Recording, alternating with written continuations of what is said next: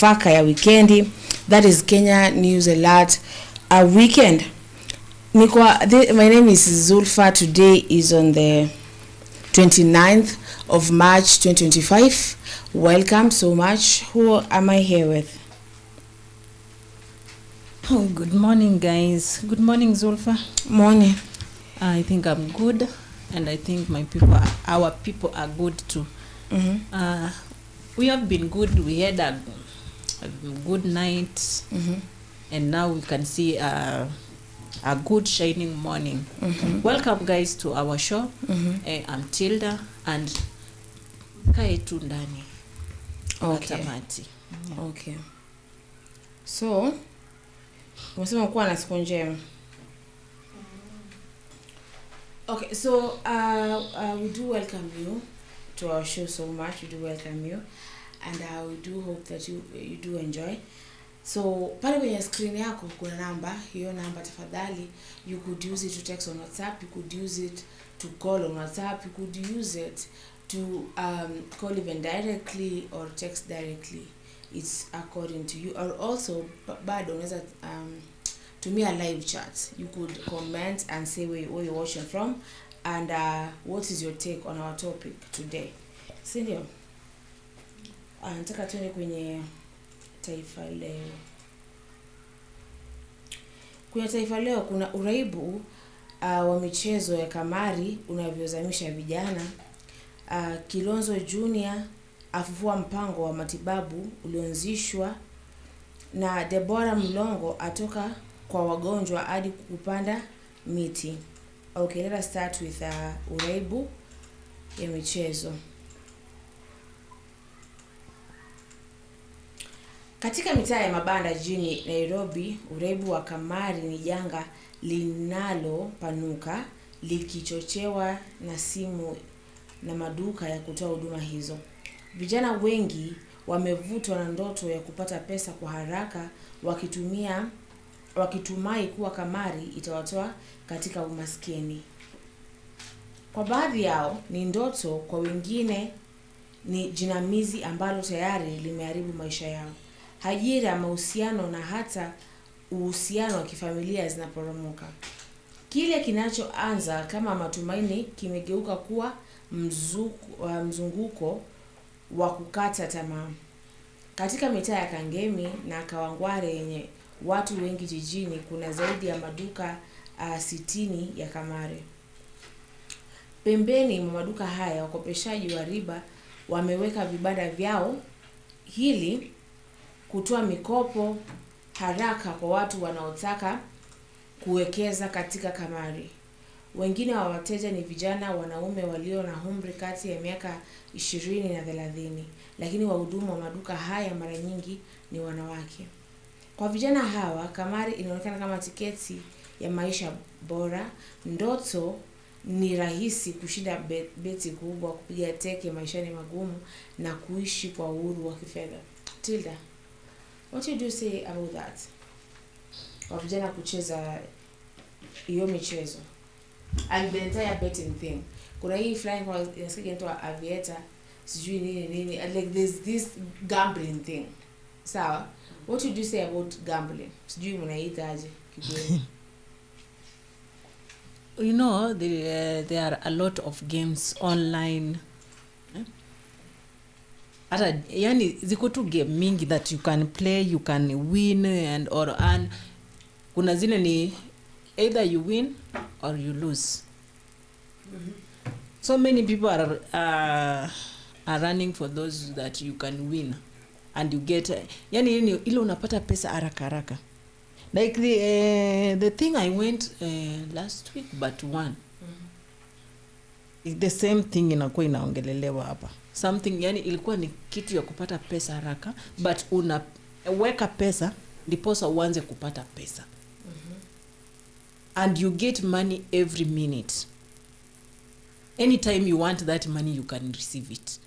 And there is nothing you are doing. Your work is just to connect people and you get paid.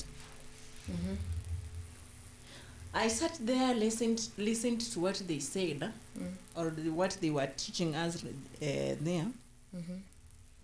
but there is nothing I understood. I sat there like was it 5 hours? Imagine sikuelewa kitu yenye walisema pale.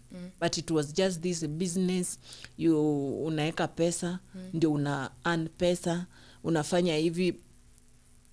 Kuna hizi michezo pia, somebody can just waste money betting.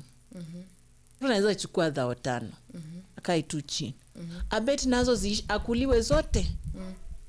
Na akona school fees, akona nyumba inafaa lipe, watoto wanafaa wasome, wakule, medication. But unaona mtu amekaa chini, amewaste tu hiyo pesa hivyo. Ama amechukua, kama kuna ule mwenye amechukua akacheza na akawin 10,000, 20,000. So unaona mtu akiona amewin like 10,000 na ameweka tunajua atakuwa interested kucheza more and more and more. That's how easy games zinashika. Huyu akilose, like when I play with you, wewe ukilose na mimi win, unajua sitakukata roho, because I know umeona mimi nimepata, so uta believe that you can win too. So unaona utaendelea kucheza na inakushika mind, so you can't go work. Watu unaweza kazi yenye utakuwa unafanya. But do you know gambling is like an all addiction? Yeah. Watu na get addicted. Watu mpaka wanauza mang'ombe. Mtu hata anaweza anakuja kukopa life. Wewe unajua tu hana nini? Hana job. Inaitagwa that thing that it is called dopamine ama dopamine. Ni kitu fulani ka feeling fulani kana release. Ukishinda kana release, so you want to feel more of that, yes? Yeah. But kitu yenye mimi unajua, mimi hata nikicheza hiyo game once, I just win once, like 100,000, I will never go back there, because I know when I go back there I'll lose. Because wanajua, you know, that is a computer. Inajua yale majina yote ambayo yameshinda pale, so they want to go one by one. Kama umeshinda unaekwa kando, kama hujai shinda ndio unakuja kwa laini. At least wakufurahisha hata wewe ndio uendelee kuweka pesa. You know, the more you put money, the more wale watu wanafaidika huko. Si eti wewe ndio unafaidika, wale wako kule ndio wale wanafaidika. So these games, sometimes they help, sometimes they disappoint. So maybe the government to do something about it. Yes, ndio. Sababu vijana wengi wamepotelea pale. Vijana wengi wamepotelea pale. Hata mtoto anaibia mamake ama mzazi pesa, anaenda anacheza games. Unapata imekuwa ni vita.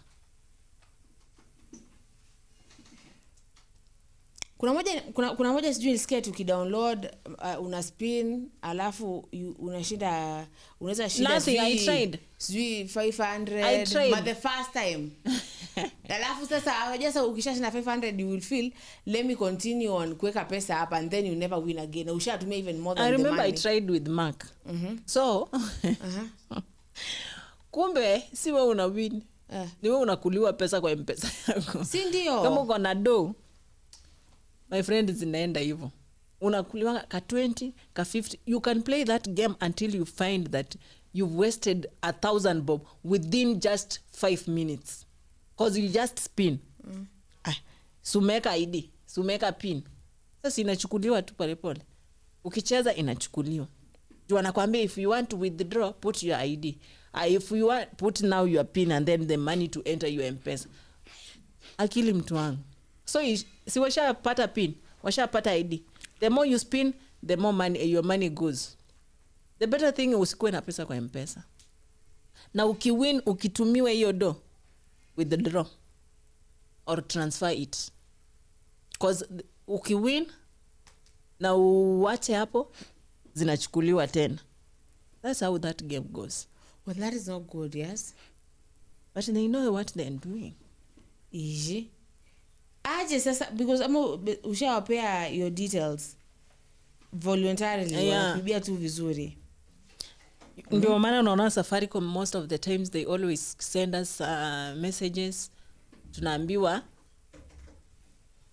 kuna zile kuna conmen, unaangalia nina somebody can just call you though and tell you I'm from Safaricom. Na ukiangalia tu vizuri hizi namba ya Safaricom.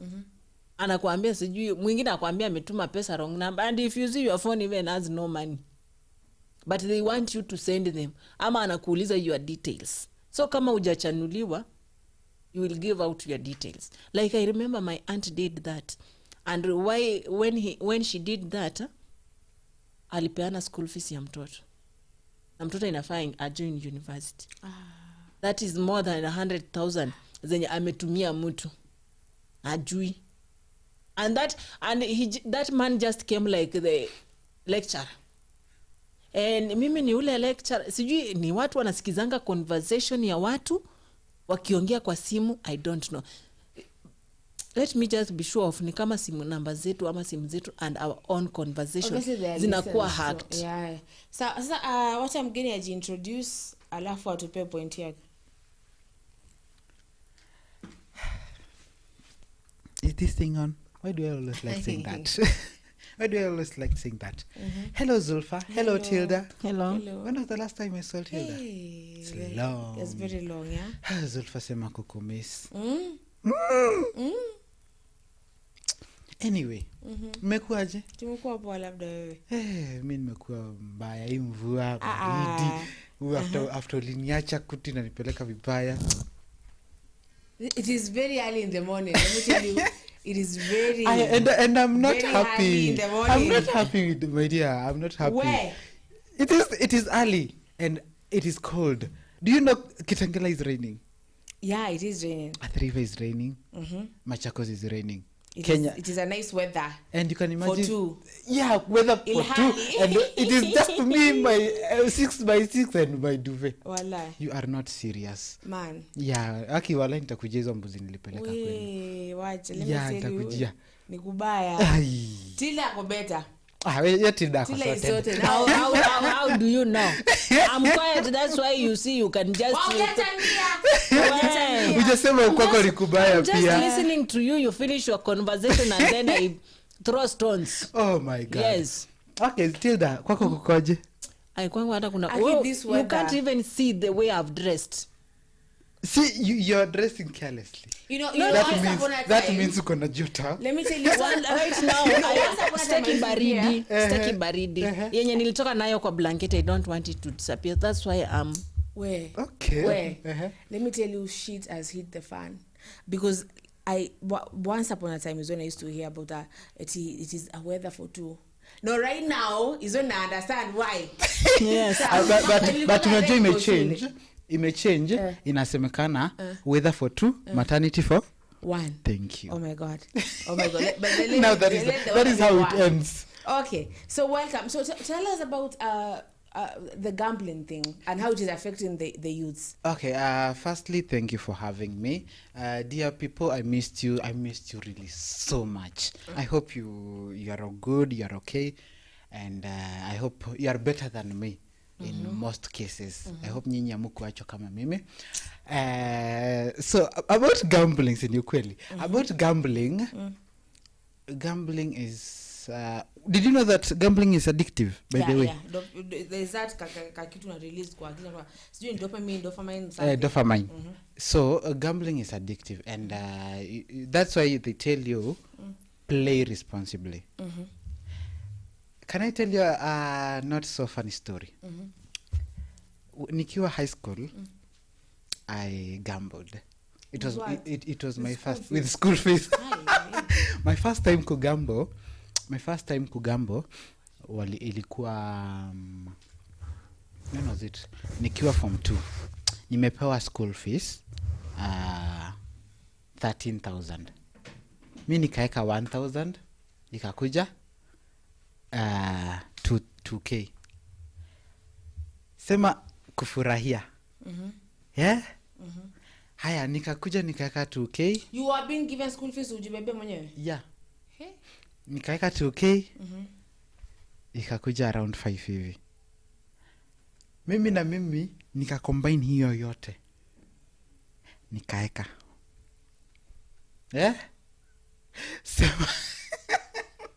Sema kuambiwa you have lost. I was traumatized for a whole day, like almost a whole week. Singejua nilingeanza wapi kupigia mzai nimwambie nilipoteza pesa 13,000. Atulikuwa risk sana. Hey. Atulikuwa risk sana. That is a lot of risking. You know, I wanted it to double. Nilikuwa najua nikiweka yote because it was like 29,000. Nikiweka yote, I mean 19,000 plus ile nimewin. Nikiweka yote I'll be a millionaire for almost the rest of the term. Because ukiwa shule ukiwa na 1K. Used to be the guy. If you are a girl, because my school was mixed. If you are a girl, you are a goddess. You are the goddess Astara, the goddess of dawn. If you are a boy, you are Odin, the all-father. So I was like, and I like being in control. So nilikuwa nataka kupata that power. I was a dining hall prefect. So nilikuwa nataka nilikuwa na slit some things kwa nini, kwa food. Unapata wanakula chakula mzuri. And then by then I could just control anybody by the tap of my fingers. So it was kind of all those things running in my mind. You want power, you need sacrifice. Hey, my dear, sacrifices. So I sacrificed my school fees. I had to. So basically, you wanna say gambling did affect gambling affected me, and since then mpaka wa leo sijawahi gamble tena. Kuna watu wenye wanakimbilia vieta. Do you know that kuna madam alijinyonga? Nilikwambianga hiyo story. What? Aliweka 50k 55 around 55k hivi. Ya nini? Ilikuwa school fees ya mtoto. Akaweka kwa vieta ndio apate around 100 hivi. And then flew away. Kuna mtu anafanyanga flew away vizuri. And then flew away with 55,000. Tilda 55,000 zikaenda. Shui. So you can imagine. Alitaka kuwa sonko times 2 so. But I think alijua tu. By that gambling sometimes makes people greedy. Imagine I've never really thought about that. Yeah, it makes people greedy, really greedy, like, and I've never really even been interested with gambling. At all. Ata game ikikakaa kwa simu kinishinda, I uninstall it. I don't stress over it. Unasema hivyo yangu iko na almost 20 something games. Game to me game naona mtu wenye unaweza cheza. Unaona word game inakuanga kwa simu. Yaani ukiboeka tu chanua tu akili yako pole pole. Yaani wewe tengeneza tu words. Match words. Hiyo tu ndio game mimi naweza cheza kwa simu ya pesa. Naangalia hata waniambie tu bob. Ama one bob. I cannot. Sijui at one bob you win 30,000. One bob you win 30,000. Yeah, si kuna wengine wanapeananga sijui zinaitwa bonus ama zinaitwa nini? Wale we have given you bonus to bet. Wanakupea pesa yenyewe. And then ukibet wanakata. Ukishinda wanakata. Ujawahi pewa hiyo? Niliona kwa So basically this one is something that is affecting the youth, ndio? Terribly. Okay, because let us go many to people are like suffering from it. Okay. Yeah. Sawa. Twende kwenye the next thing. Sawa? Kuna Deborah Mlongo atoka kwa wagonjwa hadi kupanda miti. Siku moja baada aliyekuwa waziri wa afya Deborah Mlongo Barasa kuhamishwa Wizara ya Mazingira, Misitu na Mabadiliko ya Tabia Nchi, alianza kuchapa kazi kwa upanzi wa miti. Dr. Baraza alianza kutekeleza mnamo Alhamisi Machi 27 mwaka huu baada ya mabadiliko ya baraza la mawaziri yaliyofanywa na Rais Ruto Jumatano on the 26th. So Ruto has done another reshuffle. Dear God. Actually we did talk about that one yesterday. Amefanya reshuffle. Sasa anazifanyanga za nini tena? Like almost every month? Anyway, I was vying for PA. Mulisikia jina langu mali. I don't even to get into that. Let me tell you, it's really early, Zawa. We shall get to that as we continue. But basically wameget reshuffled. Unakumbuka Barasa amekuwa na ile scandal ya kwamba SHA haifanyi wakati that lady Grace Mulei did storm kwenye ofisi zake wakati alikuwa anaendeleza na press na akaweza akampasha kiasi, si ndio? Haki ya watu. But sometimes wanatakanga hivyo. Yeah, sometimes, not always, sometimes. But now amekuwa kwenye upanzi for mazingira sasa. Apande miti. Aden Duale ndo amekuwa hapo. Aden Duale. Oh dear God of heaven. Aden Duale. Aden is anyway. Ni venye tuseme tu ni venye kuna venye. Tell how to do about that. Miss you kuna venye ndio nini? He was once rude and since then you have not liked him. I've not liked him so far. Yeah. But mimi naona Kenya inafaa igeuke kidogo, ibadilike tu. Eka mtu mahali ama pea mtu kazi ambaye amesomea. Hapana kuchanganya tu watu. Unamtoa kwa health, unampeleka kwa barabara, unamtoa kwa barabara, unampeleka kwa ndonga nini? Maji. Yaani kwani huyu mtu alisomea hizo vitu zote? How many years did he took to learn those all things? Zikakuwa tu hapa. PhD. Wako na PhD. When do they ever work? They don't. Because they just get the money. Anafika hapa anapata kuna hii pesa yenye haijapangiwa. Hii wacha ingie kwa mfuko yangu.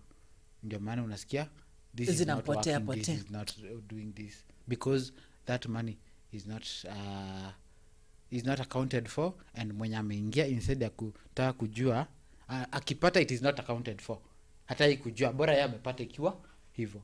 Ndio maana hadi kwa wakiitwa Senate to be questioned wako zile za I found that this was there, I could not touch because my predecessor and his or her predecessor and their predecessor never touched, so how could I? That is their excuse. So that is why you find money laundering nini inafanyika, hii inafanyika, so you just dear God, they never work. That is my point. They do not work, they just squander money.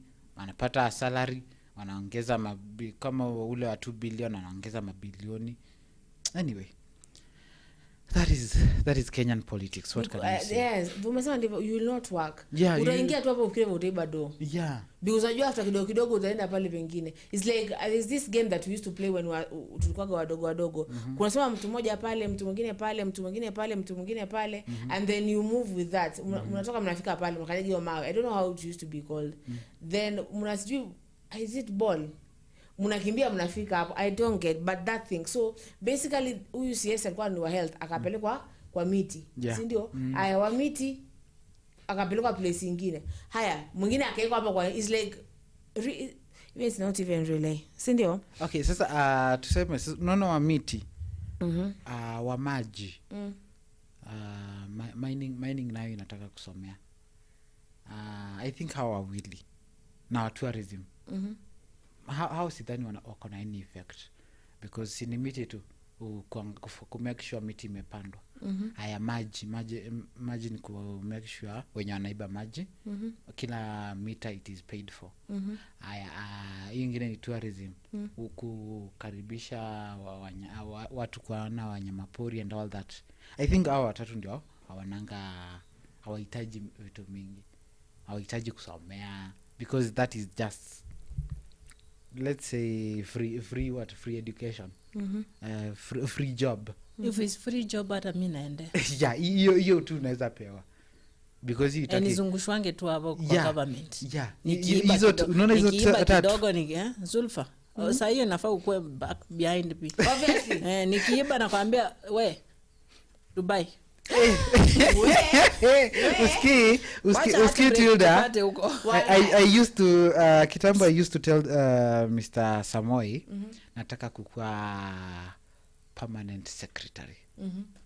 na nikampea mpaka namba yangu hajawahi piga. Sasa dinashangaa. Anyway, by the 1 minute tutoke huko. Did you see the clothing of Her Excellency the First Lady? Where? Akiwa na the Queen of Netherlands. I didn't get to see. You did not get to see. Kuna dem ametoka amechambua. But on a serious note, tulikuwa tunasema Charlene. But on a serious note, tutafutie hawa watu wakubwa stylist wa maana. Mtu mwenye rich people don't even care about how they dress.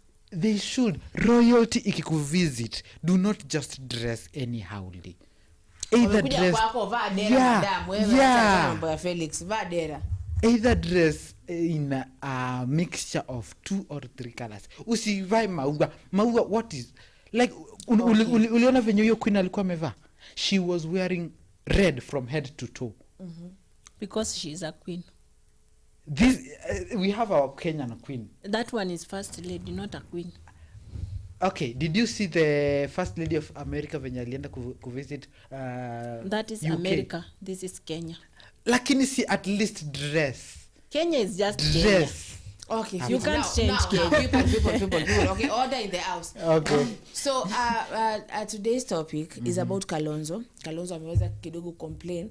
Akawaambia kwamba kama ODM imejoin UDA, they should involve the opposition. I think now opposition sasa nwegina yeye na gina Gashags. So aliweza kuandika an ex akaongea vitu fulani akasema they should be involved kwa I.E.B.C panel. How they are doing that panel haijampendeza. Kwa hiyo you know they should be involved in everything in every decision that is happening there. So the question I'm going to ask you and people out here, do you think that the opposition should be involved in mambo ya I.E.B.C? Yeah. Why would you say that? Because the sitting government has its people in it. It will only be fair if the opposition too gets a share in it. Because tukisema opposition isiingie and serikali nayo iko na watu wao. Kama ni hivyo, both parties zisikuwe na anyone. Ikuwe tu people from out of the blues. Hawajulikani, si wa yeyote, they have no connection with either the government or the opposition. Because ikiwa hivyo, then the coming elections will not be fair. Either hawa waseme walibiwa ama hawa waseme hivi. Unaona? So unapata like there must be complaints kama hawataingizwa kwa nini. So according to me, Kalonzo is right. I'm not defending him. But I think he is right too. Yeah. And he should be listened. Hata kama watermelon isikizangu. Sikilizani hiyo. Atu watermelon ifanya nini? Isikilizangu. Kwani? It is watermelon. Lakini si inaliwa. Inaonja aje, si inaonja tu maji. No. Not all watermelons are water. It's just that water that is there. Yeah, now that. So mwachana na Kalonzo. Let Kalonzo do what he's supposed to do. Leave everybody to speak out what he feels and what he wants. Okay. Yeah. If you don't speak, my dear friend, utakaa pale ukifinyika tu ndani ya roho, utakufa na machungu. Trust me. Which is not good. Sometimes speaking is not a choice. You just better zip it because but you will utaumia. As for me, my mouth has put me in so much trouble. Don't talk a lot. That's my problem. That's my problem. I talk a lot. God. No. Nikianza kubonga. I talk a lot. That's why to me speaking sometimes is a problem. Because I talk and I find like, did I misspeak? And then kila mtu amejama and ndio na realize, nilisema hii pole. And you're like, Why should I forgive you? But if mi nikijua nimeongea ukweli, I'll never apologize. By the way. Hata ulie, hata ufanye nini, siwezi apologize. Why apologize you for know the truth? it's the truth and you're telling, you know you're saying, man, you know this is not. My friend, I will never. You will na mi ukuwa rude for that. Ama umenikosa unangoja mimi I will never. I say, let me say I'm sorry and I know you are the one who wronged me. My friend, tutaenda nayo. Ego tuko nayo. Nilikuwa nadhani mimi ndio niko na ego. Ego ya nini? Ego ya wanchwani. No. Zulfa, ego tuko nayo. Kwa nadhani mimi ndio niko na ego ya wanchwani, kumbe tuko wengi. Ego tu lazima iko. So Kalonzo is just is just doing what he's supposed to do. Talking. How do you think that he wants to join Baba? Ako like, man, ameniacha huko ndani ya serikali. Kalonzo akitaka vizuri. Unaona venye alikuwa amekuja. Ameanza kuomba sasa. Unaona venye alikuwa amekuja independent the first time before he joined Baba. Akai tu independent. Acha kufuatafuata watu, ataumia bure. But he has like the prospects of kukua peke yake kweli. Anaweza na peke yake. Hata kama you know kuna kuanga na ile ujasili. And every time we always say believe in yourself. You believe in God. You believe in yourself. If you believe in those two things, things just gonna be well. Si lazima unajua usiishi kwa hii dunia ukikaa hivi ati ni lazima nikae na Zulfa hapa ndio maisha isonge. No. There's a time Zulfa will leave you. There's a time Zulfa will disappear. There's a time Zulfa will decide, I don't want to stay in Kenya. I want to go in US. We shall go together. Yeah, thank you. That was my point. She will decide by herself. We shall go together. And if you are there, umestick tu kwa hata hauna kakitu. We shall go together. Hata kama sina kakitu. So she will carry you. Yeah, she will carry you. Do you think me. she will manage all? Si atanieka kwa nini? Kwa suitcase. Alafu afike pale aenda ashikwe aenda kunyongo. Akizo nani nakuja kunyonga wewe pia. Ananieka kwa suitcase. But Kalonzo inafaa you know what Kalonzo is suffering from? What he wants. He's missing his company. Ushaikuwa na mtu more than 10 years. Yeah? Zulfa. I've ever dated somebody for... I know they are like marriages. Is it political?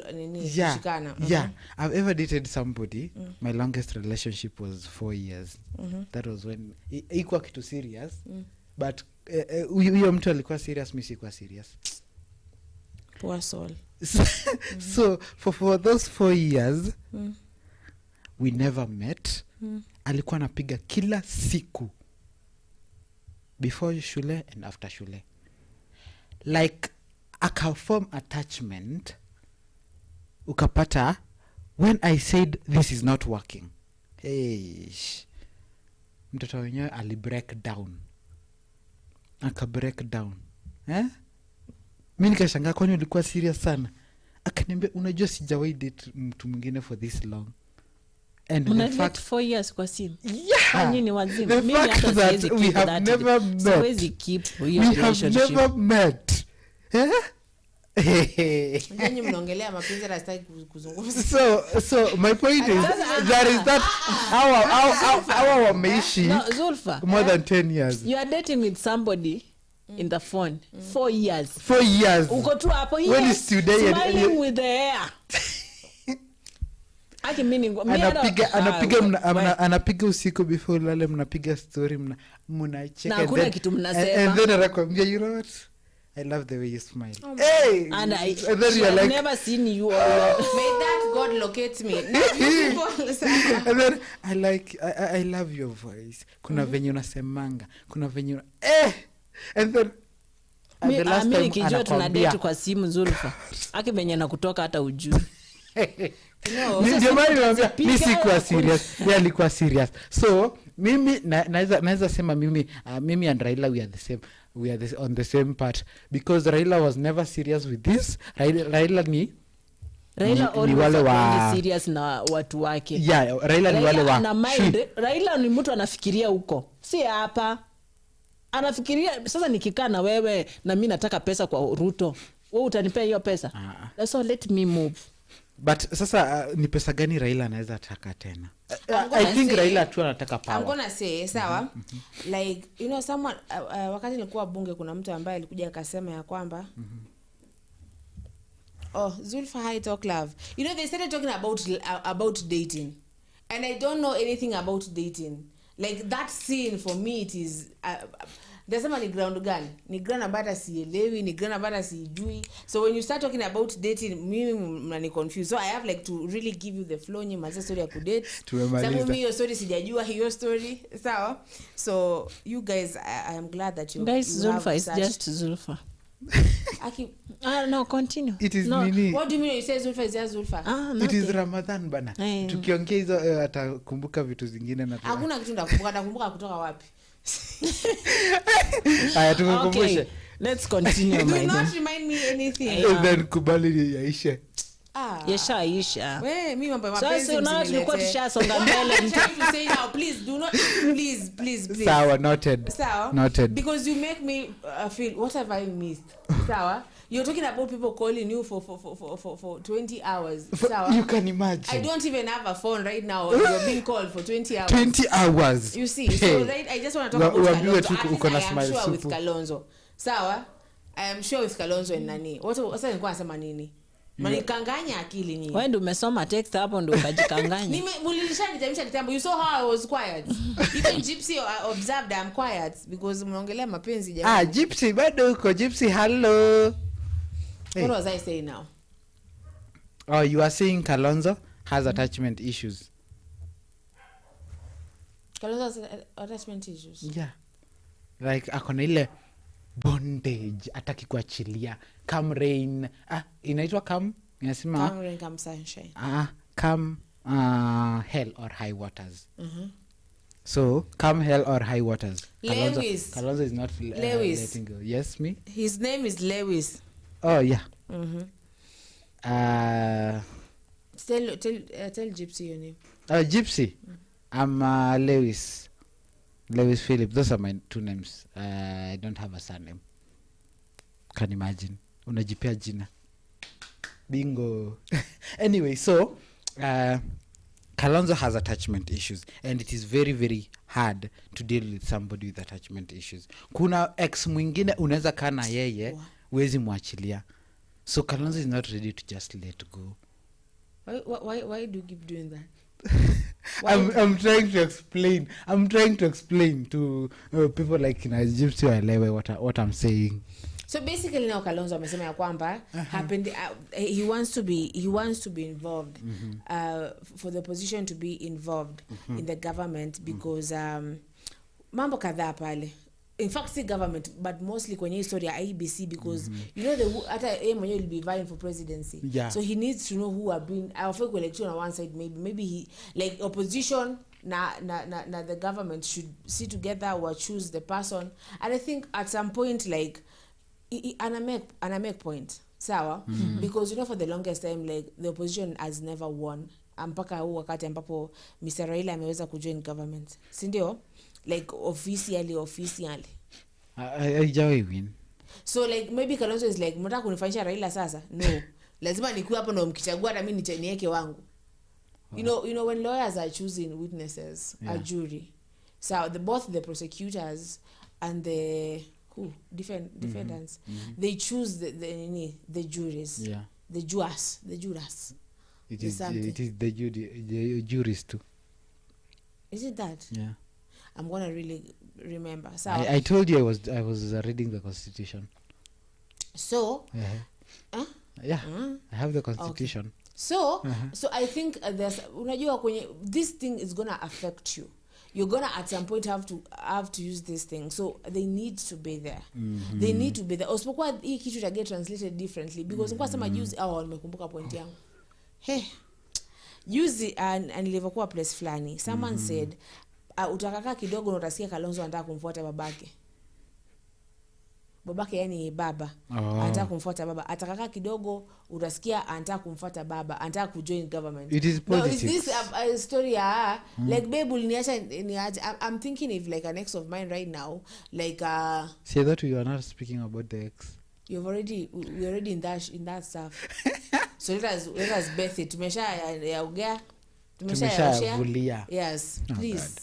Just leave me today. Sawa. Okay, so today niache tunafeel tu vibaya. Pole. Okay. What was I saying? Tumeshavulia. Ex of yours. That ex.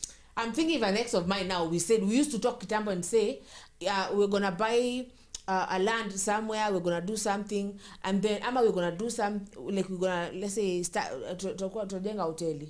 Sindio? And then we break up and I see him with the wife now, the girlfriend now, building that hotel. Usijenge plans zetu.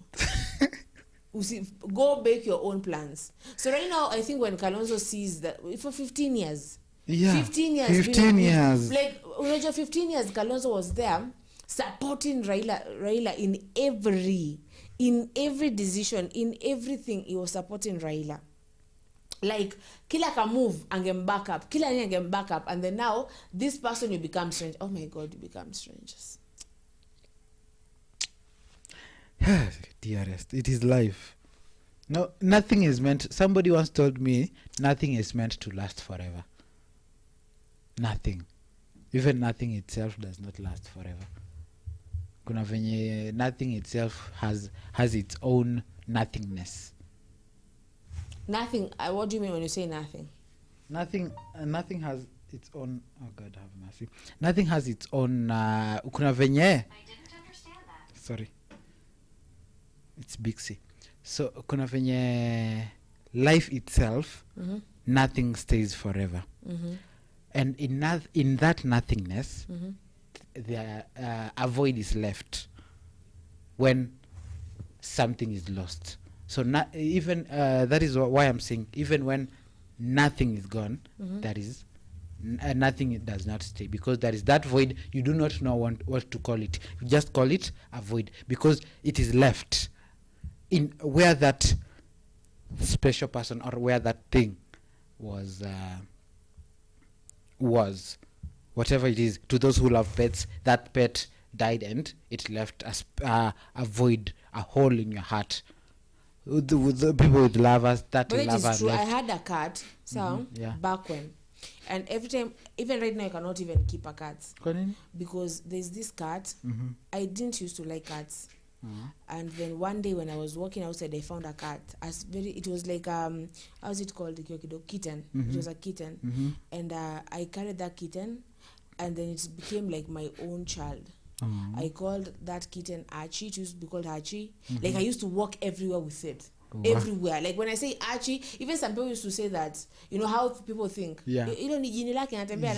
Because I used to walk with that cat.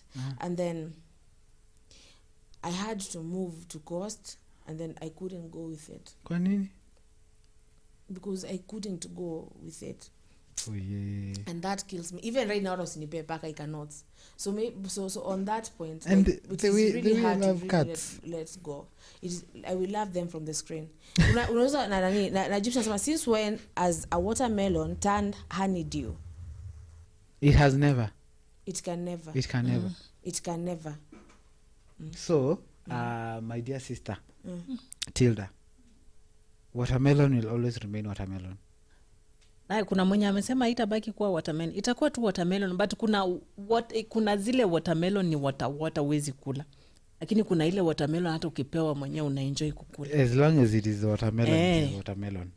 Lakini hata kama hakuna venye inaweza change. Si ni watermelon. Yeah, it is watermelon. Lakini Kalonzo si watermelon. I never said he was watermelon. This is what I said. That is his name. A nickname yenye alipewa. Yeah. Watu wanamuita hivyo. Gypsy is saying, why are you surprised that Kalonzo is Raila's shadow? These two build their political platforms by bouncing on each other. Bidhiwi ako na point. Ama inaweza kuwa ilikuwa ni plan wewe. Like wacha nijifanye atuko pamoja, then ukijoin huko ukamunitie form.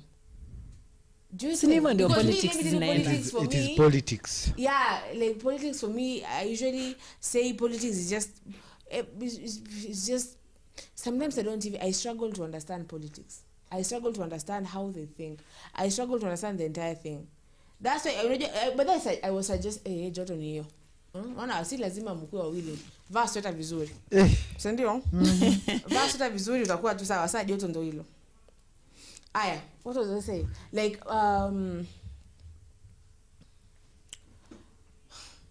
what are you saying? Please, so, Tila, what do you think about that? About what I was supposed to say as I deal with this? Okay. You know, politicians are just politicians, okay? Lazima, like yesterday we said that a politician, all politicians, they always just sit, plan. Everything that politicians do is being planned. Zulfa nitakwambia nataka tupite hapa. Lakini tutaki nani? Felix atuone. So sitaki ajue tunaenda wawili. So there is that one who will tangulia. There is one who will go first. Huyu mwingine akaekae kuzubaisha watu kwanza. And then after you've gone, I'll get your text. Imefika wa get. Come. And then I'll start coming now. It's like when you go on a blind date and you tell your friend kikutext unipigie useme uko hosi. Yeah. Ever done that, nani? Wewe, Lewis. Yeah. Si kuzubaishana. Ndio usijulikane. You are both nini. Unakumbuka ile siku we had mmoja had to kupita mbele ndio mwingine. You had to pass the main road ndio mimi niingilie ya chini. Yes. Yeah. Yes, I remember that. Yeah. So so everything is being planned. So you planned. Yeah.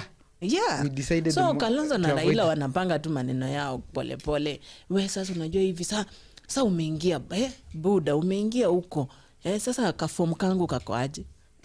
So ameanza sasa ngoja na ile umesahau sasa. Sasa akiona ananyamaza anaona wacha nikuje public. Lakini ile huko secretly hawafanyi nini? Secretly hakuna mtu anawaambia. But they just I wonder with these politicians. Mbona wakifanya vitu zao secretly yakishawashinda ndio wanakuja kwa public. Sasa kutuambia. Tuwasaidie aje? But do you think they just come to the public with any information? Hakuna kitu wanatuambia. They do. Ni ile anakuja kutuambia sisi ndio ule mwingine asikie. Ni kama ule mwingine amelala. So anaamsha ule mwingine. Because I think you always see huyo akiongea haitamaliza more than 2 days ama hata 24 hours kuna mwenye atamrespond. Lazima kukuwe na respond. Mimi usemanga mimi politician na hizi nibeba akili. You know nilikata. Nani Tilda. I've been watching this movie. Inaitwa Scandal. The Scandal movie is full of politics, games, murder, sacrifice, power and control. So one thing I've learned is that everything politics entails is not what it is. They say one thing, they mean the next. And those in power are not the ones in power. When you say wako, like for example, I'm gonna ask you a question. So so like, do we have, like, when you say that everything we think it is not, it is something else, and what it is not, it is that. Yeah. And tunacho tani ndicho sicho. Yeah. Na sicho ndo ndicho. Yeah. Sindio? Yeah. So like, does that apply to everything? Yeah, it applies to everything. Like in real life. Yeah. Do I have to read? But then there's one thing that really frustrates me, and I'm gonna even ask Gypsy and every person out here. So, do I have to like really read into everything you're saying? Do I have to search for persona and everything someone is saying? Politics, yes. And in real life? In real life, yeah. I Because most people do not are double-sided. Is it hard to just speak plainly? Oh, it is very hard. Trust me. Like, you know, the other day we were here with Felix, yeah? And Tilda said, Zulfa, if you find the gates are closed, go use the, I'm forgetting the name. That hole that on a door that kakashimo hapo inachungulianga mtu Keyhole. Yeah? Keyhole. No, not the keyhole. The pinhole hole. The something hole, that hole. But it's usually on a door. Kenye kanekwa pale kwa mlango ka transparent. Nakasahau jina. Sawa. And Felix had another idea about that. Oh God. Like it wasn't that literally, it was something else figuratively. Okay. And I'm like, do you have to read do you have to? No, sometimes not everybody is a two-faced coin. Not everybody is like that. It's just being simple and just straightforward. Ilishaga siku gani? Ilishanga kitambo. Me, I can't do that. What I can't. Remember kutafuta person, I can't do that in high school and still come here and I have to think what is Kalonzo really, what does Kalonzo mean with this? Acha nikisipata pale nje kuna mtu ambaye amekaa chini ameweza kubambua hiyo message yake vizuri. Umeibambua vizuri. Hakuwa anamaanisha hivi. Akisema hivi anamaanisha hivi. Oh God, that is a lot of work. Like at this point, I'm thinking about other things. I should also have to think about what Kalonzo is saying. Imagine. He directly to like, do you want to join the government or not? Yes or no? And you know, he will not say yes. He will say, as long as it does not. As long as it will benefit me and some of my people. That is not a direct yes. It is we share power, and I get. Not just me alone, me and my people, we get. Then I'm gonna stay alone in my entire life. Please, better. As for me, I chose yesterday. I learned that it is only me I can count on myself. Where, if now that is how it is, I have to like really go deep on someone's. Yeah, you have to go deep and deep and deep, so that you can at least understand what somebody is saying. As on that panelist, you know you have not been here, so let me ask you a question. So the people, the youth walienda maandamano wakisema kwamba pale kwenye ile panel hakujachukuliwa mali wachagua hawajamchagua any young person. Si ndio? And the question we were asking, we've been asking here is there any young person ama Gen Z person may apply? Anaweza sema I applied and these are my qualifications. Kwenye kufanywa huo uchaguzi wa kuwa mwenyekiti.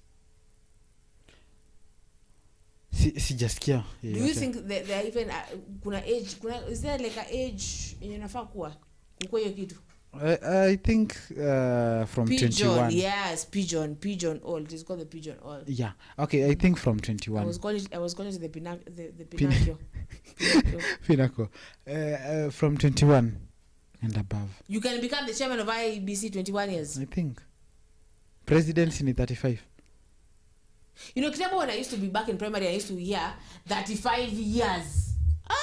Unasema hey. Saizi I'm looking at it and I'm like, una date watu wa 90. In a few years I'll be the president. Not 35, but no. Hey. Politics. Like I'm gonna say in 15. Ukitaka kuchukia politics, watch that Scandal movie. Or go watch is it Scandal? It is Scandal. Yes, it is just that one. No, House of Cards is the better. Ukitaka kuchukia politics, go watch that. What if you just become like one? Unajua kuna wakati nilikuwa nasema hivi, but then recently I was saying, what if you go back after the Israelites went out, came out of Egypt? There were no leaders, only prophets and judges. What if we go back to that? Then that means we have to use the commandments. If you commit adultery, we will stone you. My dear, we will stone you. If you cheat, we will stone you and burn you alive. If you do what? At least do use that and they're still surviving. If you kill, you will die the same way. If you tamani. If you look at somebody else na uonekane na mtu mwingine, you that are one would be good. doomed. You are dead. That one would be good. Eish. But inafikanga point hadi wewe mwenyewe unaona that one is just. Do you know the rules of China? It is murder. Like no, the constitution is just murder. No, you just any crime that proceeds, let's say, more than 10 years, ni murder. You are just, you know, there are lots of watu wengi wanataka kuwapunguza. Sasa unawapunguza na kuwa na sasa ndio hao Japan na wao wanatafuta. By that I never told you there are countries that you are paid to live. Yes, like Netherlands and Greenland. Is it Greenland or whatever? Iceland too. Iceland. And Japan sasa wameanza kulipana. I'm gonna go. $6,000 I think. Per what? Si per person. Per month? Yeah. Tangu, yeah, every month ukiingia for 3 years. Yeah, 6,000. There is this small country. What do I need to do? You just need to be below 40. You need your children. If you are married, your husband too. Yeah. And kila moja $6,000. Do they give you like a job after you get there? You get an apartment. Ukifika unapewa nyumba, like the old people live in old houses, old people homes. So ukifika unapewa nyumba and all that, iko na everything. Yeah. Kuna ingine, there is this country with only 30 people. This province sijui kwa wapi. Nini mali unaniambianga niende nikakue Grand Duke? Scotland. Yeah. There is that small country with only 30 people. Hiyo unapewa 30,000 every month. Na unapewa a job. What are we still doing here? Hadi mimi nashangaa akigai. Unapewa a job. Unapewa a house. Unapewa a home. A whole apartment, like kinyumba, si kinyumba. Iko na balcony, iko na everything. Mbona Ruto asipeleke watu huko basi? Wakati tunasema hamna kazi huko, mbona asipeleke watu huko? Why doesn't he do deals with those people now? We go to Japan, watu fulani wapelekwe Japan, wengine wapelekwe huko. That is selling people. No, but it could be better. That is human trafficking. Nakwambia Ruto anaweza pigwa mawe. Yeah, that is human trafficking. Human trafficking. Yeah. Ashafanya. Ashavuka. Can you imagine by the was it last year and last month? There is this police mwenye alikufa, wale wenye alipelekwa, is it Hawaii? Oh my God, that one I don't even talk about it here, and I can't. When you say that, I remember about that video. So now even a gypsy Zulfa, remember, Raila 6,000 shillings per household. I'm still by that one gypsy. That is nangoja tamio 6K man. Wapi? Alisema kijoin serikali na mesha join serikali. Mutangoja. Mutangoja. Tupewe. You will wait. I told you it is politics. Right now, after watching that movie, politics is not something I ever take seriously. Politics that I take seriously. Alisema vitu tatu. Alisema education, alafu na hiyo 6,000, and then there is another one. Was it for health? Alisema vitu tatu, yani vitu important yenye hata ungeangalia hivi kura yako ungeanguka tu na Raila wako. Hiyo siku akiwa line 6,000. Yani mkae tu chini kama 500 ya Ruto anachukua mpaka kwa M-Pesa. Hadi kwa Fuliza.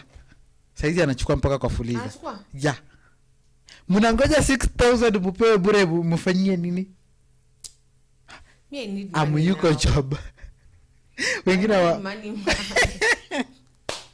amuyuko job na mnangoja 6,000. Mtalipa na nini? Na si ati mnapewa. Ni loans with interest. But then was it like every month he gives out 6,000 to every household? Silikuwa tu loan. Mnarudisha kama hizi za Ruto. Ilikuwa nini? Sat alone. Alikuwa akiingia, you don't remember Zulfa? Nakumbuka nilikuwa Ocha. Sasa Raila akipeana manifesto yake. Akisema education, secondary education will be free. Mimi nilikuwa nimeamua akiingia kwa kiti hivi narudi shule. Niende tu nisome secondary free. Yani enjoy tu hiyo maisha. Unajua maisha high school sometimes inakuanga enjoyable, boring, lakini mine was enjoyable. Me, like, I used to say if tunataka ambua turudi back when.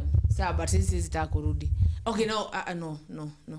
Sawa, but like ukiambua kurudi ile group yako venye umesema hivyo ya umbea, I would have gone back when, but right now I can't even. Yani nisome free. Alafu ukienda hosi hakuna kitu unaitishwa man. Wewe unatibiwa tu. Yani ukienda kwa duka unaambia mtu we. Kwanza at that time I used to play with that 6,000 of Raila. Mimi nilikuwa naenda kwa duka akina kopa. Nikijua naambia watu we. Nataka unipe sukari, sabuni, unga, chumvi, vitu za nyumba.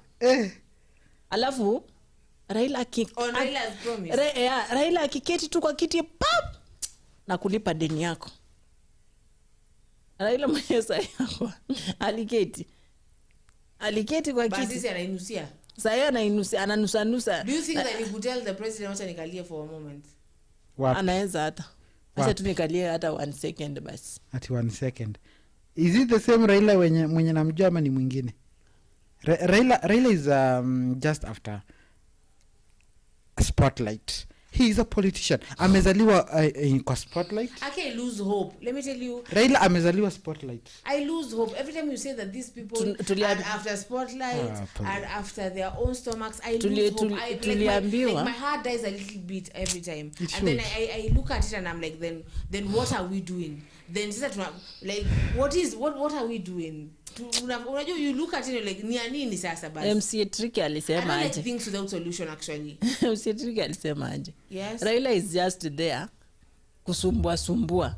Is not there to lead us, to be a president. Raila ana haja na hiyo kiti ya president. The work of Raila ni kuwa opposition. Ya sumbue tu hapo. Kazi yake ni kusumbua. Na atasumbua hivyo mpaka siku atakufa. That is the work of baba.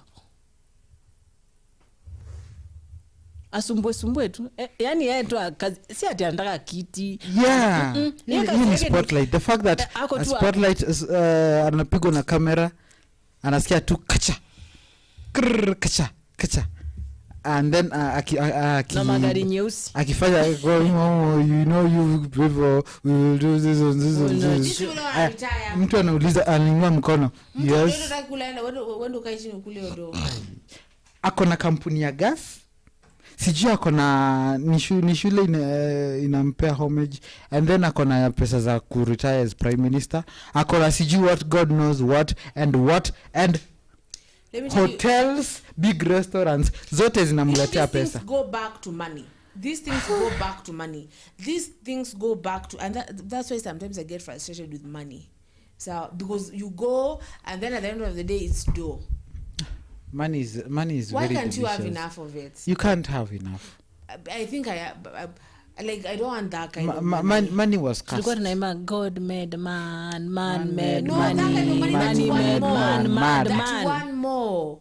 That like money one was more. Cast after Jesus did that's why when someone tries to flex money at me I'm like what are you trying to do? What are you watu hawezi tosheka na do. Asitaki bro. Sis tulia. It's all good. It's an advantage, yes? Yeah, you have because money. you can literally buy anything that you want, but not except love and life. Yeah, you can't buy love. People say you can buy love, but you cannot buy love. I think you buy last. Yeah. Sindio? But I no. This person should go back home. Like I usually say that I want to retire by the time I'm gonna say 30. And I don't care. 30. Right now you are 16. Kuna miaka pale lakini either way. So I want to retire by 30. 16. Yeah. So you have 14 kama years. Watu the government always say that because what you is have to retire with 65 size. Lakini sasa hata aliongeza inafaa ikuwe ishafika 65 na nani yake ndio ishangi Nani? ya anaitwa Raila. Yes. Raila now is Raila now is 80 70 something. what? 80. Amefika 80. Yeah, she alifika 80 on January. Ni wa January. He should go. Why do people don't want to like really Alikuwa retire akiwa 70. But because so you want to say like if his father was King George the First. Let me ask you a question. Like if right now I get married to a politician forever and ever, now forever and ever we're in politics, Ama is going to retire at some point. Mama yako unatembea na mkongojo bado unasema forever and ever, forever and ever and ever and ever. Does it have an end? It is just ever and ever to infinity. Till death do you part with niko politics. Tu hapo pesa, mimi sitaki kuolewa na politician. Nikae tu hapo nikue tu nikule tu do. Tukule tu pesa. Lakini mambo ya marriage na politician no. Lakini pesa tuko pamoja. Namsaidia kwa hesabu, hata anaweza nisaidia. Another thing ya politician. Kama Kalonzo sasa kusema eti ajoin kwenye serikali, afanye like you've been here tangu. Please go home. Mwacheni sasa Morata akule ndo atakula. Mwacheni sasa mtu fulani akule. You've been here man for the longest time. You have enough money. You have enough influence. Just go back home. Leave it to us now, this generation. It's not easy. I tell you. Let me tell you, Maina. This Kenya. Either power, so that you can give orders and command, or fame. Just those two. Be famous. I just want a nice cottage. Oh. And like I'm gonna say 2 horses and a cow and then a hen and maybe plant just something there.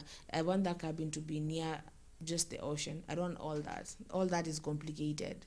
It complicates. I usually tell you that we are friends because of some few things, some few similarities. 1, we both love the beach. 2, we both love horses. Hizo zingine nazo sijui gani.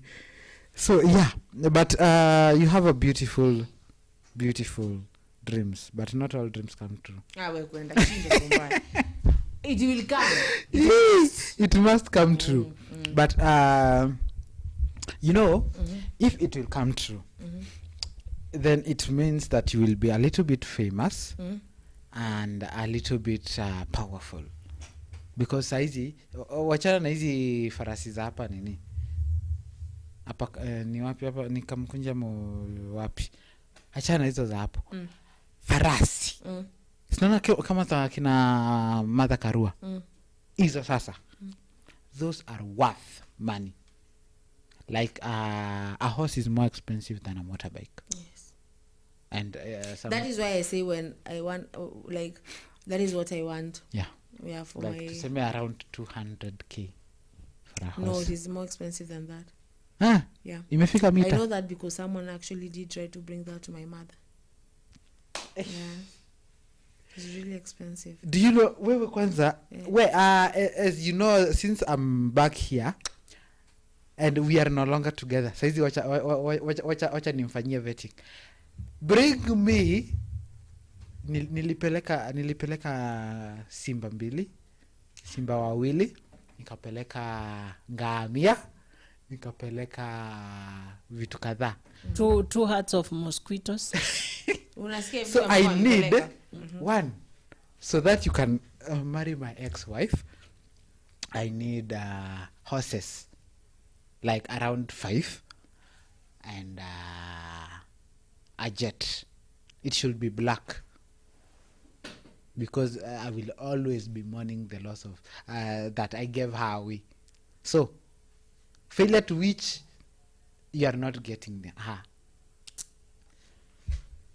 Kama exes wangekuwa nafanya hiyo duniani hivyo mimi ningekuwa nimeua wangu wote.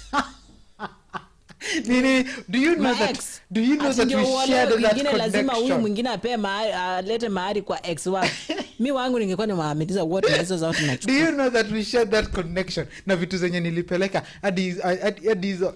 Guys, if you fall into that of Lewis, my friend, you will float sink because zenye ziko kwao bado ni zangu. Sijaendea. Tuliuza. Unasikia waliuza na wakunipea. Tuliuza sasa tunaendea Lewis tumuuze. Alafu atuondoke kabisa. Oh dear heaven. Anyway. So Zulfa, Kalonzo is literally literally not going to give up. Kalonzo is one. Do you think he man might to join stay. the government? Like, you know, hakuna mtu ambaye anasema do not join the government, but do you think he might want to?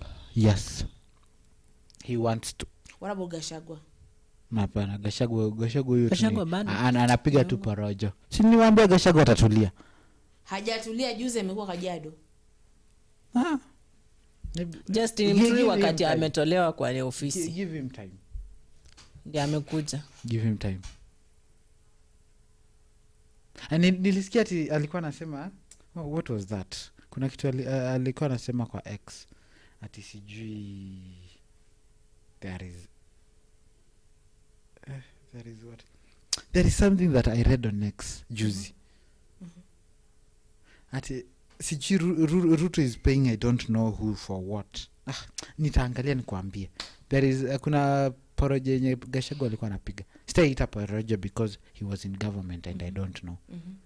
Yeah. Like ukisikiza it is something serious. Something so serious that hata kama ni enmity with a friend. Ufai kuna bonga everything.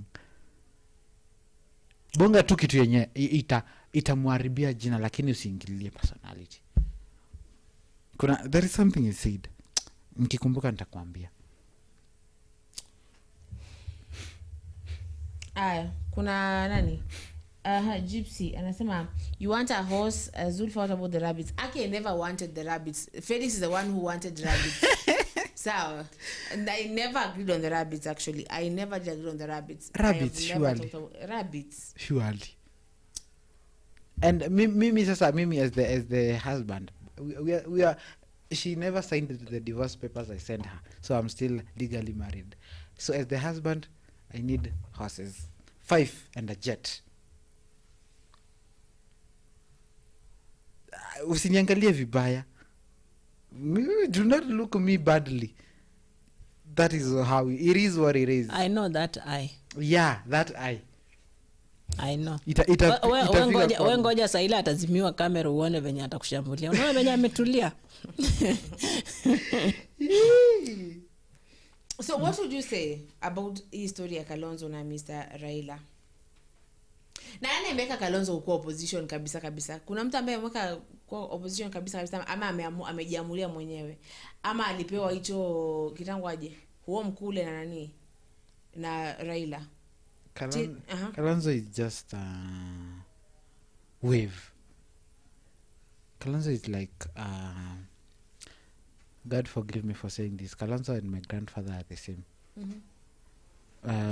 My grandfather ni wale watu wanaendanga with the current wave. Ukuje umwambie unajua nini? Mr. Philip.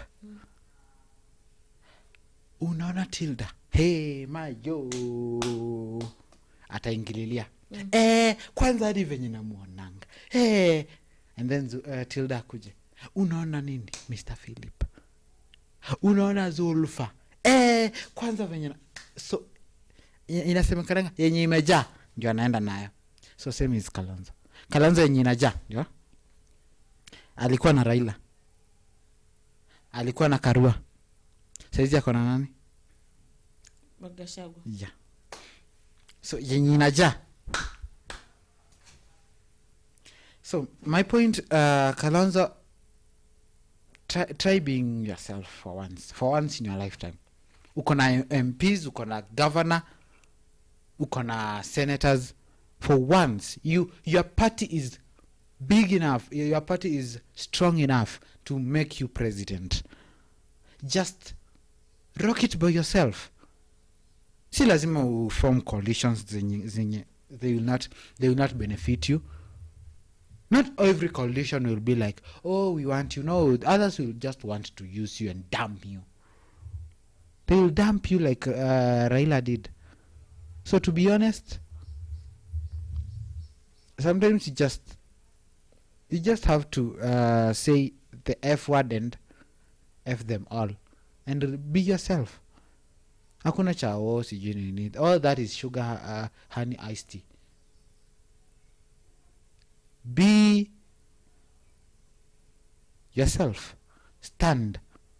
You're a man enough. kama hiyo itoshi, you have a son in the East Africa Parliament, mwambia kupea points on how to win. Like you have been in politics for, Kalonzo has been in politics since God More knows than when. 20 years. Yeah.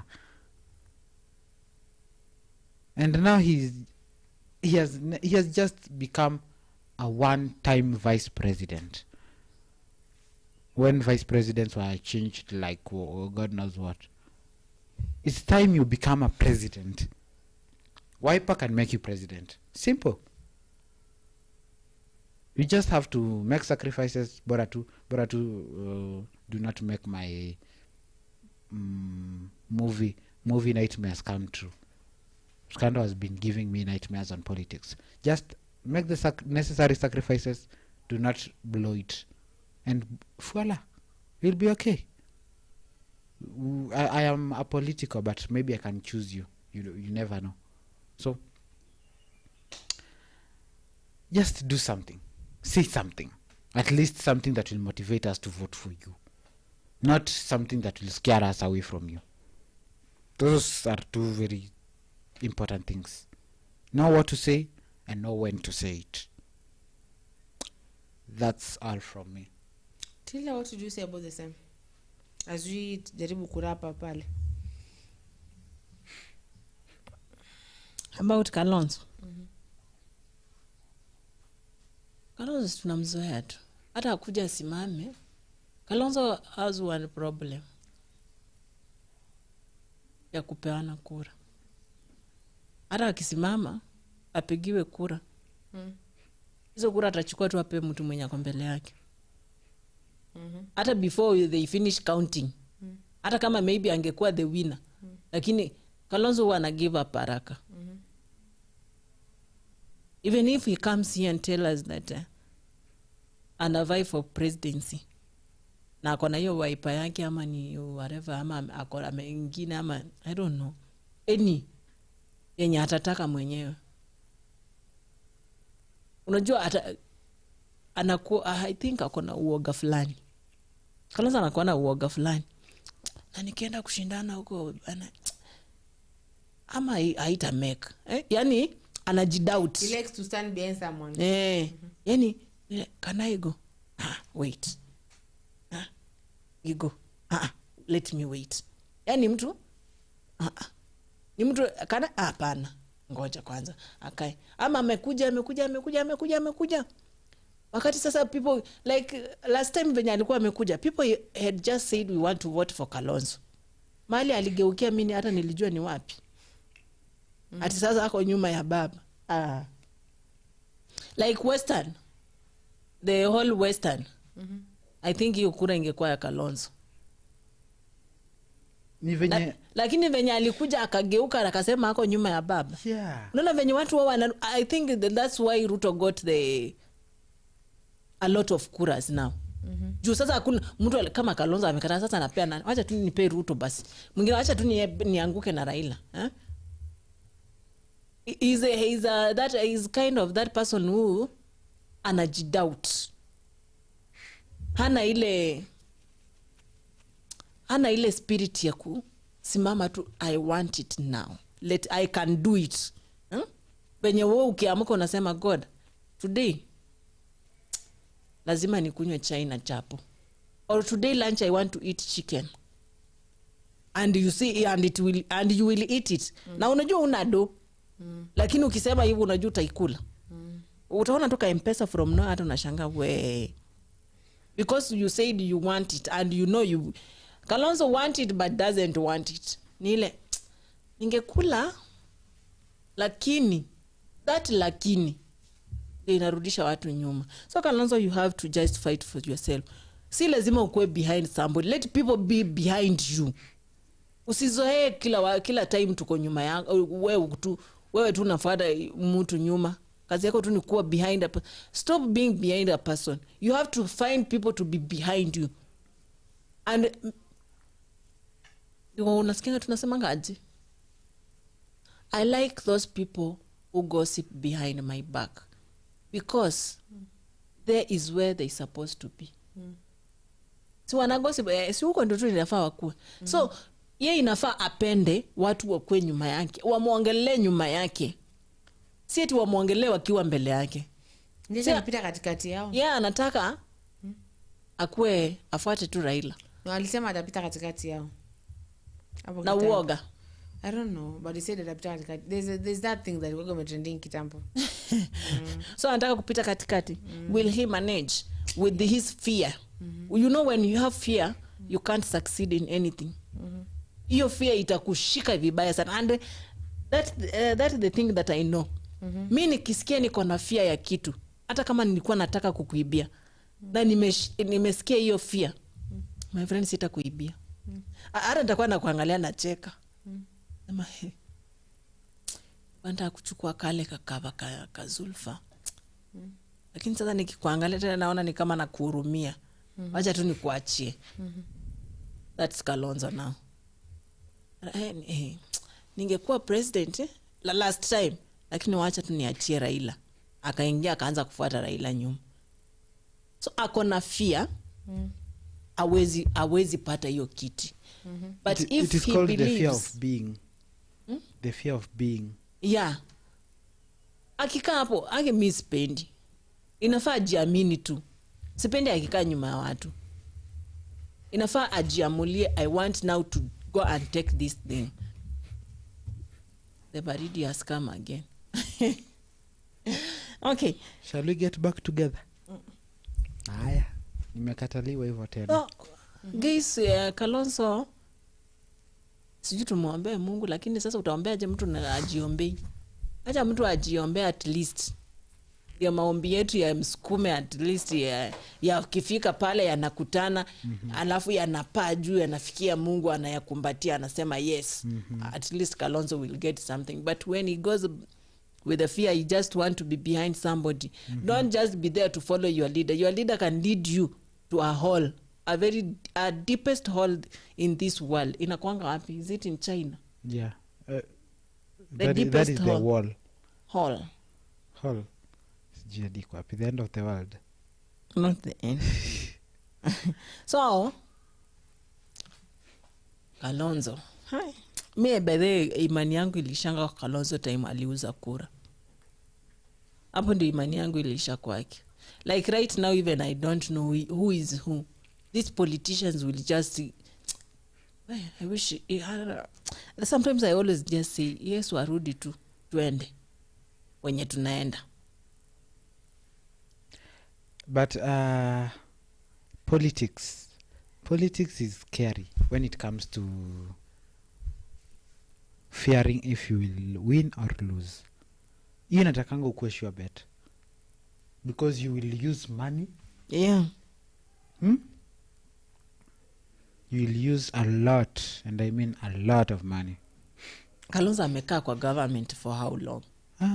Almost How years. Too many years. Alafu hawezi wai hiyo kiti ya uprezo. Kwani pesa anafanyia nini hata yeye? Anajieka kwa usoto kama sisi. He should not do that. Anajieka kama msoto sana. Inafaa pesa naye anaitumia vizuri. Anajua hapa mbele nahitaji kitu. Even these people when they campaign, they are being given some amount to campaign with. Unajua Kalonzo anakuanga akiingia into that politics sana vile anaweza kosa time. Time ya bibi yake. Bibi ataelewa ni politics. Hapana, bibi yake anakuanga mgonjwa, anakuanga my friend, kuna mamaid huko nje mwache kutusumbua na anakuanga akiwa unakimbia na wacha ukae daktari. Unamwekea daktari wake hapo special. Bibi anajua umeenda kukutafuta. Unaona anaitwa embarambara ama embarambamba. Bibi yake anajua embarambamba akirudi kama suti yake ni safi, there is no food. Lakini akirudi akiwa amecheza proper, amepiga somersault kwa ile matope, anajua kuna chakula leo, kuna nyama leo, kuna ugali kwenye meza, kuna kitu kwenye meza bana. Hata watoto wakimwona tu akiwa hivyo wana smile. Acha kutuambia mambo ya time na bibi ati ni mgonjwa. But it inafikanga point that You have to, my friend, hizi vitu unajua, as I said earlier, politics is sacrifice. yes. So unataka kukaa hapo unasema oh I cannot, and you want money. Let me tell you, Lewis. There is a time my daughter was sick. Na sasa cause that time nilikuwa sina yani sina mahali pa kuguza hata nipate shilingi 10 ya kununua tu hata kapitito nikatembe nipe mtoto ameze. No. I told my grandmother I want to go to a shamba somewhere. At least I just work for some few hours. Ipata hata kama nikamia nione kama nitapeleka huyu mtoto hosi. Because mali ninaenda hosi ni mbali. Ingawaje hata kama naweza tembea but kuna ile amount utapeana pale. My grandmother told me nitakushikia mtoto. And it was not far, just the neighboring. I went. The next minute Shosha nanita mtoto amemeza Cyprus. Mtoto akaba ati amemeza Cyprus. Imeenda wrong side. Jesus. Remember the daughter, the child is sick. Nimeenda kutafuta do ya kuenda hosi. Unaona venye unakuwa umetoka shamba umelima na ile matope na kulikuwa kumenyesha the previous day. Hivyo niliingiza tu mguu kwa slippers na kubeba mtoto. Okay. Nafika stage mtu wa matatu na unajua sina do. Ananiambia ati tungoje matatu ijae na ni mimi ndio mtu wa kwanza hapo. Hiyo matatu inajaa saa ngapi? Watu 14. Na mtoto ana faint, nimeshika hivi mimi mwenyewe na sweat, niko na matope. Yaani venye nakaa unaangalia kwa this pass. Wanaamba ananiambia, "We, madam, ngoja gari ijae ama ulipe hizi viti zote." Nikaambia driver, "Angalia huyu mtoto. Na uangalie viti zenye zimebaki huku nyuma. Kitambo nifike dispensary, nitakuwa bado niko na huyu mtoto." Mnaendesha gari ama muendishi? Nianze kupiga nduru mnaninyongea mtoto. Gari ilienda tukaacha makanga nyuma. Ilienda. Sina pesa ya hiyo gari, sina pesa ya hospitali. Sina pesa yoyote. I went. Nikaenda nikafika, iliniingiza mpaka unaona kwa mlango ya kuingia kwa hospitali ya daktari. Mati lisimamia. Hata watu walikuwa wanashangaa nini. Nikiingia hivi niliingia kama nimerusha mtoto kwa sister. Juu mtoto ametoa macho, mtoto apumui. Okay. And you know that is my first child. Sijui wanafanyanga nini. Sijui mtoto I don't know. Na ulizo amefanya nini? Nimeambiwa tu amemeza kitu mimi sijui ni nini. Alikuwa amekaa na shosh. Nililetewa mtoto akiwa sawa. Sasa ndio naweza pumua. Na ulizwa shilingi 1,000. Yeah? Natoa wapi? Simu niko nayo. Mimi sinanga simu. Unajua driver amesimama tu pale na ile matatu yake. Kwa hizo viti zote nafanya nilipie juu zilikuja empty. Nikauliza sister, huyu mtoto ako na miaka ngapi? Sister akaniambia, sijui, mtoto ni wako. Sasa nimesahau. Unaona hiyo confusion. Well, yani being a mother is a whole. Nimesahau mtoto ni wangu, nauliza sister, huyu mtoto ako na miaka ngapi? That time alikuwa hata hakuwa amefikisha a year. Alikuwa mdogo hivyo? Si mtoto mwenye anatamba ni ule anaokota kila kitu akikula. Okay. Even there's a time but huwa nasikia vibaya. There's a time nilimpata ameshika kono. So anangangana kuweka kwa mdomo ni ile ina slide. So I'm literally not going to. So to be a mother and to be a politician, those are two very terrible things. Yeah. You should not mix. Yani kuna ile vitu inafaa unakaa rada, ever ready. Kukitokea na emergency huku you are there. Kukitokea na you are there. So you have to plan your mind. Your mind inafaa ikae rada. So uniambia Kalonzo to the wife time salitaka politics. Wife sana jua mtu wangu ni politician. Yes. Weke hapo yeye mtu hata kama ni mtu mama kutoka huo nyumbani atakuja kumungoja. enda piga campaign, leta pesa. Embaramba paka aenda apige somersault kwa matope ndio alete pesa. Bibi akiona hiyo nguo ikiwa chafu anajua today niko na chakula. Akiona ikirudi ikiwa safi anajua ai man hapa hakuna food. Paka hata anakasitika. Lakini tunakula miao. You have to mindset. Unasemanga mindset. Inafaa ikuwe chonjo. Mimi nilichanganikiwa mpaka nikasahau mtoto ni wangu, nauliza mtu mwingine akona miaka ngapi. And then at that time that nikuja kurealize mtoto mdogo kumbe alipangi. Nikamwambia sister we, huyu ni mtoto mdogo sana hajafikisha hata 1 year. Nalipishwa nini? Nothing. Umempea nini? In fact umempea tu dawa ya kumeza.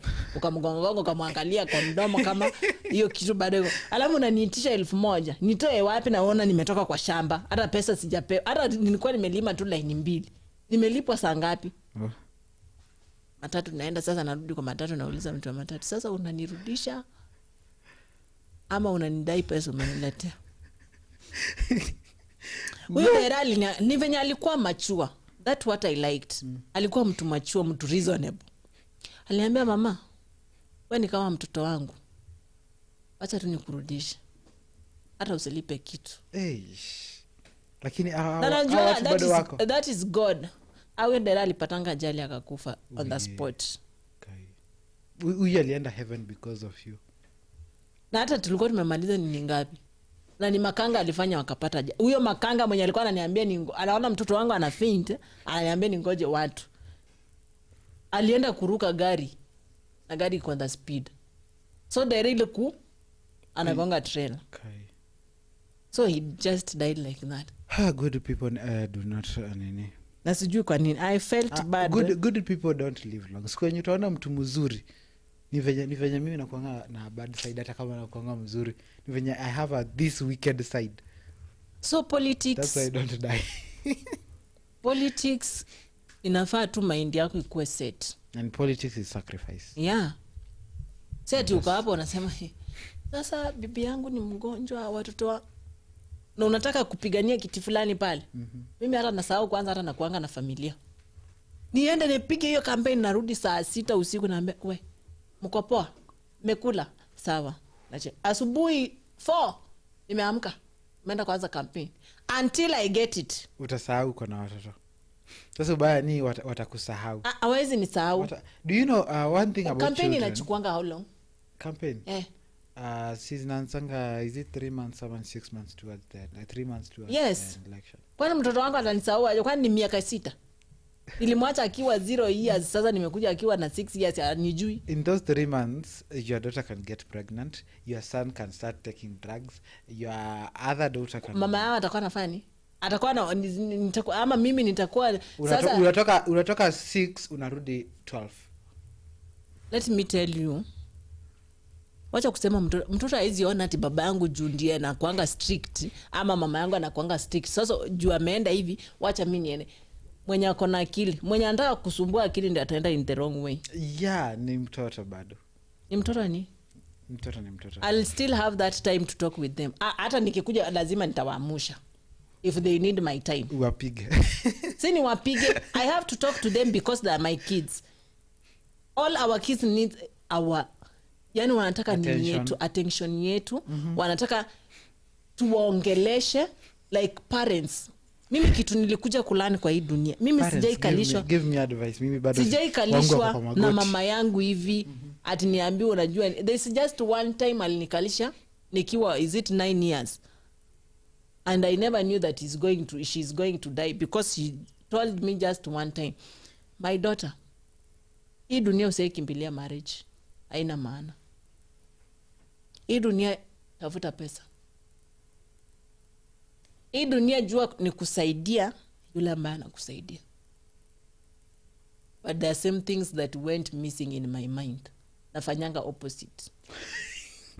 Yeah, because there is a time hata alinikujia kwa ndoto akaniambia what are you doing? You are doing a wrong thing. And she disappeared. So nikashangaa what am I doing? Lakini mimi ufuata most of the things. Of the things. Ukiona Felix. Ukiinuliwa hivi mkono. It's Philip, not Felix. Philip. Lewis, nimezoea Felix pole. ukiinuliwa hivi mkono Zulfa, if you are in the marriage, ukiinuliwa hivi go, kesho itaanguka. Tomorrow that coffee will anguka. Kwetu sijaua. I have that one sister. Kwetu sijaua. Ati nimeinuliwa hivi. Mamangu aliniambia siku utaona tu mtu amefanya. Nitakuwa singoja kugonge. My friend. Hata hiyo siku kuwa mzuri. Mukande. Mupeleke maji, hata mwambie leo na kuosha. Lakini kesho akitoka akienda job na wewe unatoka unaenda zako. Akirudi jioni no one is in the house. Yes. Lakini even the Bible says any man who beats a wife is a fool. So yeah. Not my words, those are the words of the Bible. Any man who beats a woman is a fool. So because if you do not respect a woman, you do not respect your mother. Okay, to see there is one person told me, if you want your children to respect women, teach them to respect their mother. So children, respect your mothers and learn to respect women, so that you will not grow up. If you see that your father beats your mother, do not grow up, do not desire to live your father's life. It's terrifying. Trust me. Niko na kazini yangu anakuwa fala fulani. Alipata accident akasema. Sawa? Yeah, umetusikiza. Really quiet. Sawa? Yeah, very quiet. Hadi mimi nashangaa kwani. Kwani. Today Zulfa na sauti jamani. Yeah, Zulfa hadi si ndio naulizwa kwani leo umenyamaza aje? Wallahi. Kibaridi jamani. Kibaridi na nilimwambia turudiane akakataa. Sifanya ni sahau tena kibaridi ndo hicho. So okay. So basically what everything that you've said is good. So but in Kenya, politics does really feed people like a lot, yes. Kuna watu ambao wanakula siasa, wanavaa siasa, wanafanya kila kitu siasa. That's why tukisema tumwambie Ruto achane na campaign sasa hivi wanashtuka. Wanataka campaign iendelee because that's how they're going to eat more. Yes? Yeah. But I do hope that Kalonzo is joined the opposition they shall be given a seat kwenye hiyo panel, sawa? So that even them they have a representative hapo to vet the Eddie? I was here. I was listening. I'm cold.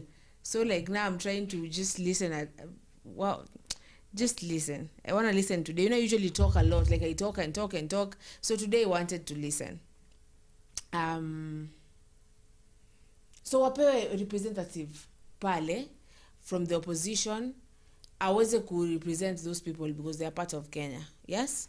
Now, please do not start a lot of stories. So just say one thing. You say your name. You say one thing. You say your name. And then I say my name, we step out of the studio. Okay, so my one thing will be Gypsy Connor's comment. Lewis, Kalonzo is just getting over touring Kenya up and down from his backyard. He has been used to votes being brought to him. That is very true. Ye ni wale tu ametulia. He's like me when I was in high school. With just my wish was granted.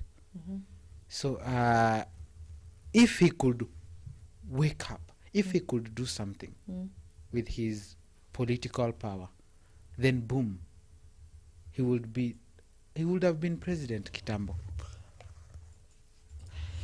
Anyway, dear people, nawapenda sana. I missed you and here I am.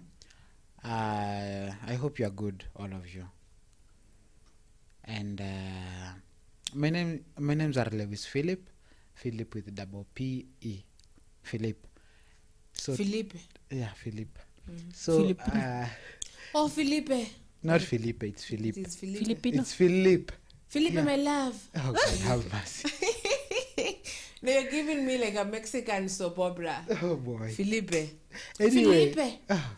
I'm trying to get something from that because I think I know a movie, a soap opera where there's a Felipe where there Felipe guarding the avocado tree.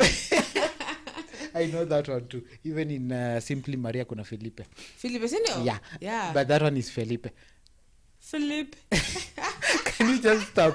Okay, so I'm looking for a divorce attorney. We finalized something.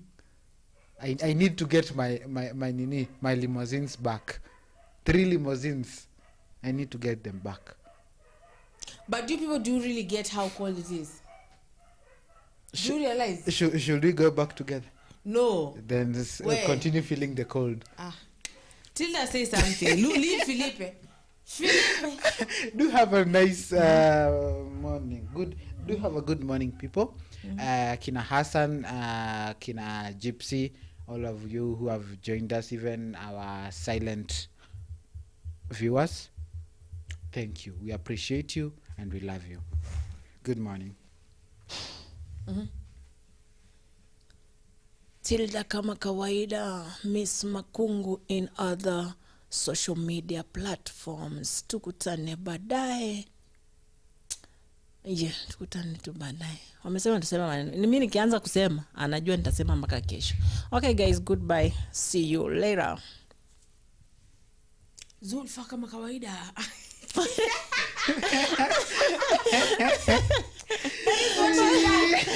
was like, what are you doing now? Hey. What is that? What is that? She can't do what I can do. Wait, Zulfa kama kawaida. Wait. Kama da. Why did you do that with the voice? Why, like you're announcing something kwa parade? You ujai realize? You usually do that, but mimi niko na sauti kama zote. Really? I can speak bass. You've seen, Yeah. you know, I was listening, umemaliza kuongea, akapewa, and I was Come like, on, Tilda, and then I speak all voices like, though. Tilda kama kawaida. I'm like, what are you doing?